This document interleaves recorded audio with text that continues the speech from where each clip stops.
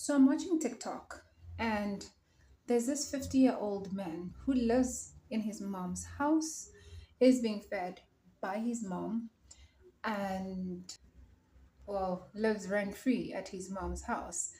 Um, and he's going it off at his mom, calling his mom stupid and things like that.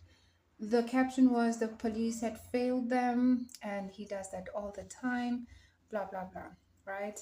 Um, and I can't help but wonder why women do this to themselves. Like, for me, it's just like kids that were raised by women, especially men, boys, men that were raised by women alone, especially.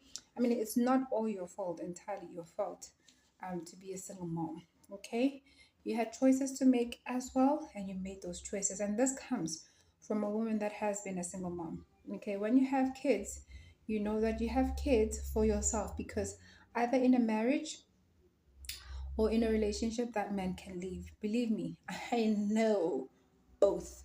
Okay? Either in a marriage or in a relationship, that man can leave you and be a deadbeat.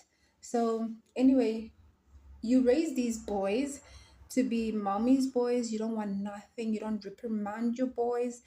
You think they are God's gift to women, God's gift to the world, and they grow to be this entitled and this abusive, and you wonder why.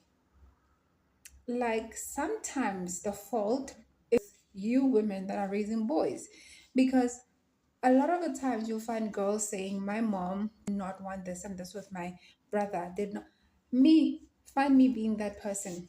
Find me being a mom that's gonna make my boy spoiled.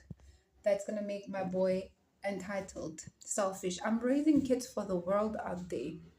I'm not raising them to be disrespectful, to be whatever members of the public. And maybe that's because I was raised in the 90s. I'm a 90s child. I was born in 1990 at the beginning of the year.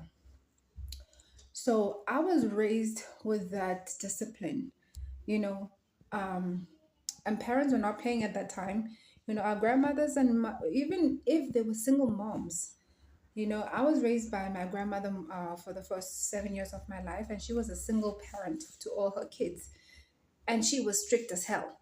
And that's why I can be as strict as I am. But then I went to live with my parents, obviously, both my parents, and I was raised in a two-parent home. But even then, they were strict. They never cuddled, they never did gentle parenting. And that's why I was able to move out of the house at 21. Do the same thing to your kids.